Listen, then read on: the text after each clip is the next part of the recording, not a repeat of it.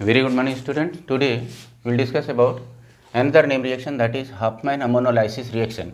ये Hopman ammonolysis reaction एक तरह की वो उन्हीं रिएक्शंस के सीक्वेंस में रिएक्शंस हैं जहाँ पर हाफमैन ने ढेर सारी रिएक्शंस दिया, जहाँ पर हम देखते हैं कि हाफमैन ब्रोमामाइड डिग्रेडेशन रिएक्शन और हाफमैन मस्टर्ड ऑयल रिएक्शन। सो उसी सीक्वेंस में ये रिएक्शन है जहाँ पर इस हाफमैन अमोनोलाइसिस में बेसिकली होता क्या है कि with the help of ammonia CX bond of alkyl halide और aryl halide is broken down.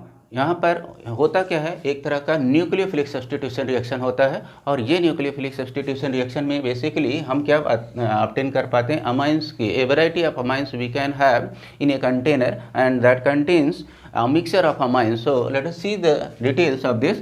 This is a reaction in which alkyl halide or aryl halide is heated with the help of with alcoholic solution of ammonia at the temperature of 373 Kelvin. That results in the formation of a mixture of 1 degree amine, 2 degree amine, 3 degree amine and quaternary ammonium salt. And actually this reaction is a type of nucleophilic substitution reaction where CX bond of alkyl halide or aryl halide can be broken with the help of ammonia molecule. So the name of this reaction is given as Huffman ammonolysis on the name of the discoverer, the inventor of this reaction, that is Huffman. So here ammonia NH3 acts as a nucleophile which displaces halogen atom of alkyl halide or aryl halide, and this reaction is done in a sealed tube. sealed tube में एक तरह के container, sealed tube container तैयार किया जाता है जहाँ पर अमोनिया सोल्यूशन लिया जाता है और अल्काइल हैलाइड या एराइल हैलाइड लेकर के इस रिएक्शन को कराया जाता है। टेम्परेचर मेंटेन किया जाता है 373 केल्विन। यहाँ पर 373 केल्विन टेम्परेचर पर इसको हम लोग करते क्या हैं कि इसमें रिएक्शन के लिए परमिट करते हैं। तो होता क्या है कि जो आप यहाँ पर देख रहे हैं कि CX बॉन्ड में X की पोलरिटी, X की इलेक्ट्रोनेगेटिविटी बहुत ज़्यादा होती है। तो X की इलेक्ट्रोनेगेटिविटी होने के नाते CX बॉन्ड का दोनों इलेक्ट्रॉन अपनी तरफ खींच लेता है, तो ये नेगेटिव हो जाता है और यहाँ पर कार्बन पर एक तरह का पॉजिटिव चार्ज डेवलप हो जाता है। इस पॉजिटिव चार्ज के डेवलप होने पर एक तरह का पॉजिटिव सेंटर डेवलप होता है और इस तरह से अमोनिया यहाँ पर जब इसको अटैक करता है इसी न्यूक्लियोफाइल इसी पॉजिटिव सेंटर पर अटैक करके CX को बॉन्ड में से X को हटाता है और यहाँ पर आप देखिए H यहाँ से X के साथ में कंबाइन करके X जो है HX बन करके निकल जाता है। तो चाहे वो HCl हो चाहे HBr हो, इस बार में निकलता है और 373 केल्विन टेम्परेचर पर ये रिएक्शन कंटिन्यू होती रहती है अल्कोहलिक सोल्यूशन के प्रेजेंस में।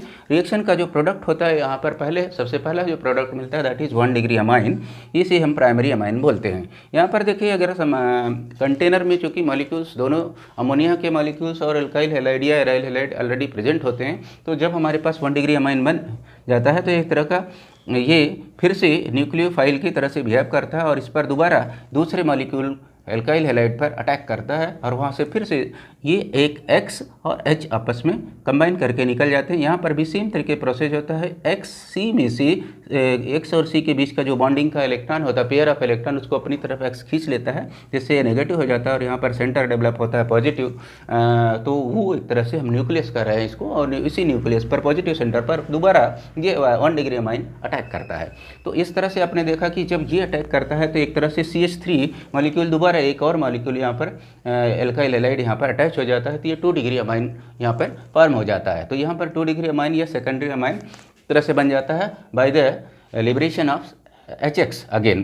तो आप देखिए HX यहाँ से निकल जाता है फिर से और ये हमारा 2 डिग्री अमाइन फिर से रेडी हो जाता है एक तरह से न्यूक्लियोफाइल की तरह से बिहेव करने के लिए और अगेन एक मॉलिक्यूल के ऊपर फिर से अटैक करेगा।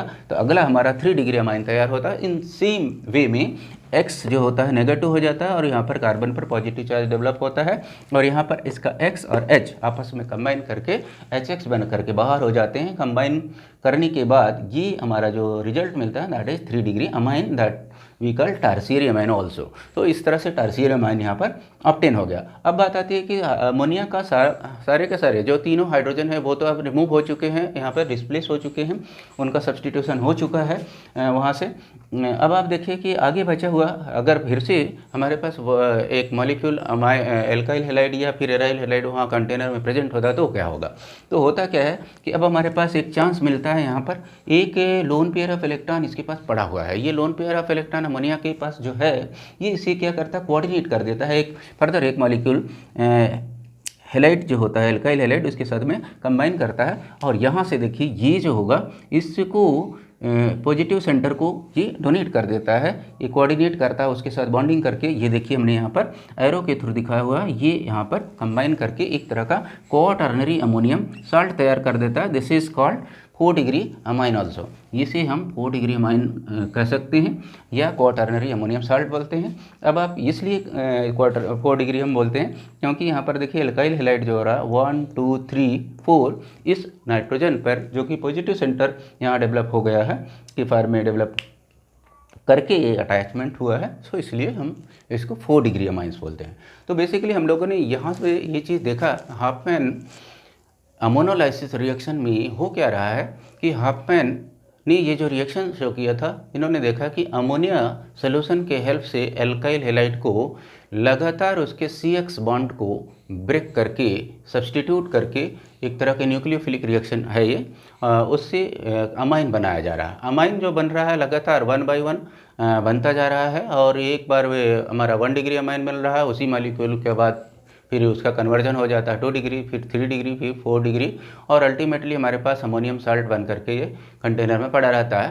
तो और उस कंटेनर में चूँकि ढेर सारे तरह के अमाइन बने हुए हैं, सारे तीनों तरह के 1 डिग्री 2 डिग्री 3 डिग्री और 4 डिग्री क्वाटर्नरी साल्ट भी है, तो इस तरह से कंटेनर में ये एक तरह का मिक्सचर मिलता है, और उस मिक्सचर से हम सेपरेटली अगर 1 डिग्री अमाइन या 2 डिग्री अमाइन को सेपरेट करना चाहें तो we can not do it, because ये आसान नहीं होता है इस कंटेनर से सेपरेट करना।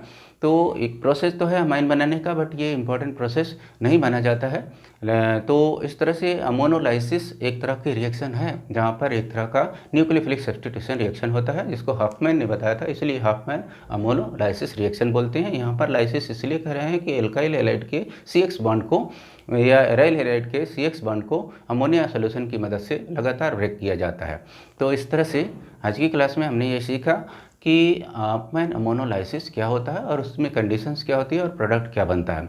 जैसे हमने यहाँ पर एल्काइल हैलाइड लिया हुआ है, सेम तरीके से हम बेंजीन के रिंग में एक्स जैसे क्लोरोबेंजीन या ब्रोमोबेंजीन लेकर के भी सेम प्रोसेस को हम रिपीट कर सकते हैं। सेम तरह से रिएक्शन होगा वहाँ पर, जैसे हमारा पर CH3 यहाँ पर आ रहा, उसी तरह से CH3 की जगह पे बेंजीन का जो फेनाइल रेडिकल होगा लगातार वहाँ पर अटैच होकर के यही सेम कंडीशन का प्रोडक्ट देगा वहाँ पर भी।